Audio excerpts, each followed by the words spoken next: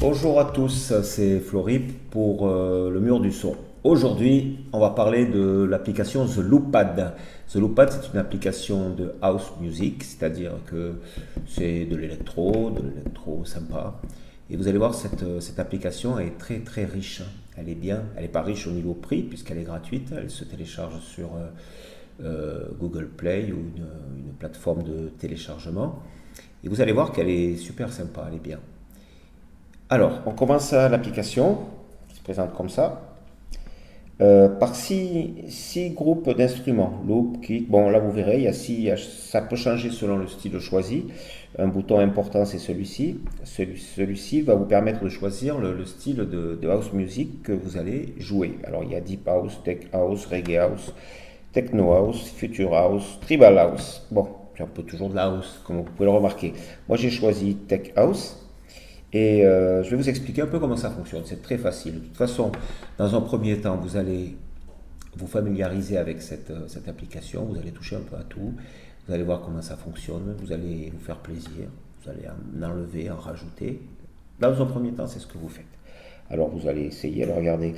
Donc, j'ai choisi Tech House. Vous voyez, les sons se sont chargés. Et maintenant, je vais essayer. Je vais mettre un peu de basse, un peu de pad, un peu de loop. Je vais au hasard. Et puis, j'écoute ce que ça donne. Pour l'instant, c'est pas terrible. Je vais rajouter une batterie. Déjà, avec la grosse caisse, ça va mieux. Et puis vous essayez, vous changez. Vous arrêtez un truc, vous en rajoutez un. Ce qui est intéressant dans cette application, c'est que les sons sont synchronisés. C'est-à-dire qu'ils ne partent pas n'importe quand. Donc, ça veut dire que si vous appuyez, ça va attendre le bon moment pour partir. Ça, c'est vraiment bien parce que ça évite de faire n'importe quoi. Ça s'appelle de la synchronisation.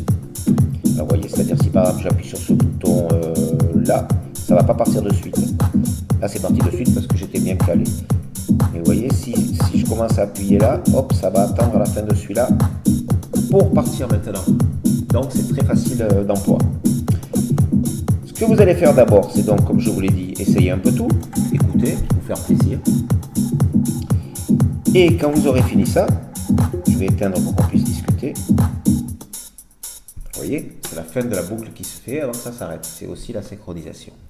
Quand vous avez fait ça, vous allez choisir et chercher plutôt à trouver votre mix principal, celui vers lequel vous allez tendre au début du morceau jusqu'au milieu. Vous allez essayer d'arriver au morceau que vous avez envie d'entendre. C'est un peu comme si vous voulez, s'il était adulte après avoir grandi. Et après, il va vieillir, il va s'arrêter. Il a une vie, en fait, votre mix. Alors, pour ça, je vous ai préparé une feuille où il y a la reproduction de mon loopad, mais plusieurs fois. Pourquoi plusieurs fois? Parce que là, vous commencerez, vous dites, par exemple, je vais commencer par cette basse. Donc, si vous commencez par cette basse, qui va arriver, voilà, très peu, vous allez mettre une croix sur le pad que vous avez lancé. Alors moi, vous voyez, j'ai pas mis l'intro, mais vous la mettrez quand vous préparez votre mix. Et par contre, ce que j'ai mis, c'est mon mix final. J'ai décidé que celui-là me plaisait bien, donc je vais arrêter là. C'est-à-dire une basse là, mon pad là, mon drum là, et puis j'ai aussi ça. Voilà quelque chose qui me plaît à moi, ça m'intéresse. Donc c'est vers ça que je veux arriver au milieu de mon morceau. Mais pour ça, il faudra que j'ai calculé quelles sont les principales étapes avant d'arriver à ça. Donc c'est un peu mon mix adulte. Après, si je veux, je vais faire évoluer mon mix. Je vais changer des choses pour que ça varie un peu. Je vais avoir des moments plus faibles, des moments où il y aura que la batterie, et des moments où je vais rajouter la basse. En fait, mon mix, il va bouger. Il y a des moments où c'est plus calme et des moments où c'est plus énergique. Alors par exemple là, j'ai une variation, c'est que si j'appuie comme ça, comme ça, comme ça, comme ça, vous voyez, c'est une sorte de calme qui m'a plu. D'accord? Puis après, j'ai trouvé une autre variation qui est celle-ci. Tac, tac, et là. Vous voyez, au bon moment, ça repart. Donc ça repart avec la basse. Donc vous allez fabriquer votre mix avec une intro qui va se développer pour arriver à votre mix principal. Et puis après, vous allez faire des variations. Et quand vous en aurez assez, vous allez choisir, vous allez décider de quelle manière vous allez arrêter votre morceau. Alors par exemple, ça peut être en disant, je vais d'abord arrêter ça. vais garder que la grosse caisse et la basse. Sympa. Et puis peut-être que vous pouvez arrêter au bout d'un moment.